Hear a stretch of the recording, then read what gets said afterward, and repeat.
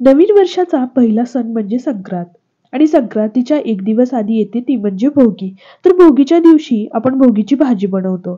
तर आज आपण आपल्या किचनमध्ये ही भोगीची भाजी कशी बनवायची ते आपण बघणार आहोत. खूप छान भोगीची भाजी बनते. खूप साऱ्या भाज्या एकत्र करून ही भाजी बनवली जाते, त्यामुळे तिची टेस्ट खूप छान. चला तर मग आता वेळ न घालवता रेसिपीला इथं सुरुवात करूया. भोगीची भाजी बनवण्यासाठी इथं मी कांद्याची पात बारीक कट करून घेतली आहे, बटाटा घेतला आहे, फ्लावर, बारीक चिरलेला कांदा, टोमॅटो, वांग, वालाच्या शेंगा, पावट्याच्या शेंगा, ओले हरभरे, वाटाणे, बारीक चिरलेलं गाजर.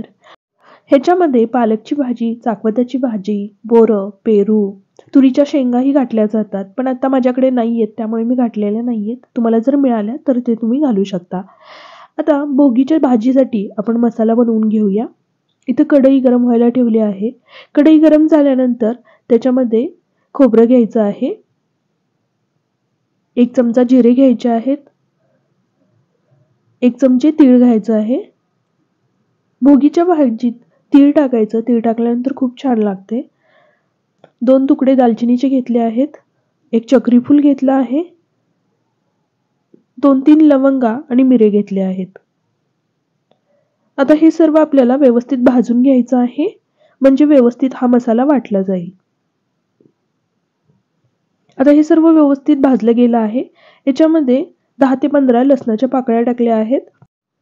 त्याही आपल्याला मिनिटभर भाजून घ्यायच्या आहेत आणि नंतर गॅस बंद करायचा आहे. आता हा मसाला आपल्याला मिक्सरमध्ये वाटून घ्यायचा आहे. मसाला वाटताना हा मसाला आपल्याला जास्त बारीक नाही वाटायचा, थोडासा जाडसरच हा मसाला ठेवायचा आहे.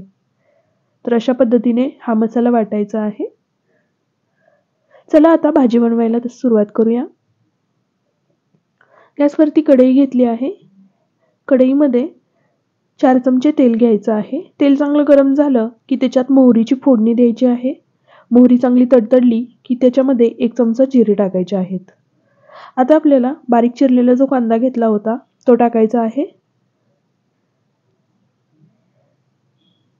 आता 2 ते 3 मिनिट आपल्याला कांदा व्यवस्थित भाजून घ्यायचा आहे. कांद्याचा कलर आता बदलला आहे.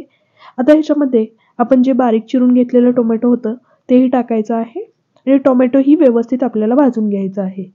आता टोमॅटो व्यवस्थित भाजलं गेलं आहे. ह्याच्यात 3 चमचे कांदा लसूण मसाला टाकला आहे, 1 चमचा हळद टाकली आहे, 1 चमचा गरम मसाला टाकला आहे आणि 1 चमचा धने जिरे पूड टाकली आहे. आता हे सर्व मसाले व्यवस्थित परतवून घ्यायचे आणि त्याच्यामध्ये जो आपण वाटून घेतलेला मसाला होता तोही टाकायचा आहे आणि हे व्यवस्थित परतवून घ्यायचं आहे. आता मसाला व्यवस्थित परतवला गेला आहे.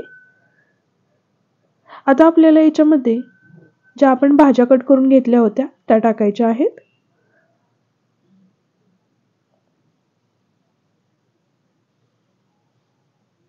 आता इथं कट केलेल्या भाज्या टाकल्या आहेत. भाज्या टाकल्यानंतर हे पुन्हा व्यवस्थित परतवून घ्यायचं आहे. आता ह्याच्यामध्ये चवीनुसार मीठ टाकायचं आहे.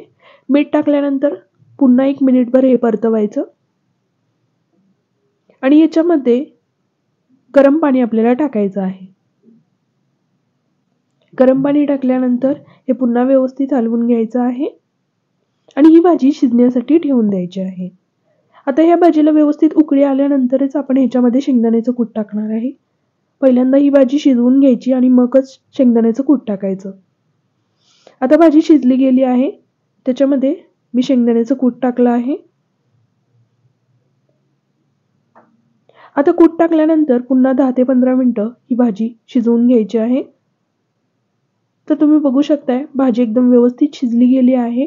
वरतून बारीक चिरलेली कोथिंबीर टाकायची आहे. भाजी बनवून तयार झालेली आहे. तर आता गॅस आपल्याला बंद करायचा आहे. ही भोगीची भाजी बाजरीच्या भाकरीबरोबर खूप छान लागते. तेल लावून बाजरीची भाकरी बनवायची आणि त्याच्याबरोबर ही भाजी खायची.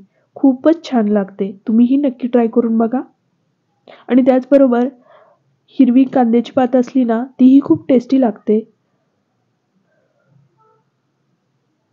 गरमागरम भात पण बनवला आहे आणि त्याचबरोबर जी आपण तिळाची चिक्की बनवली आहे ती पण. घ्यायची. खायला खूपच टेस्टी लागते. तर ही भोगीची थाळी तुम्हीही नक्की ट्राय करून बघा. भेटूया पुढच्या व्हिडिओमध्ये अशीच एक नवीन रेसिपी घेऊन. तोपर्यंत बाय.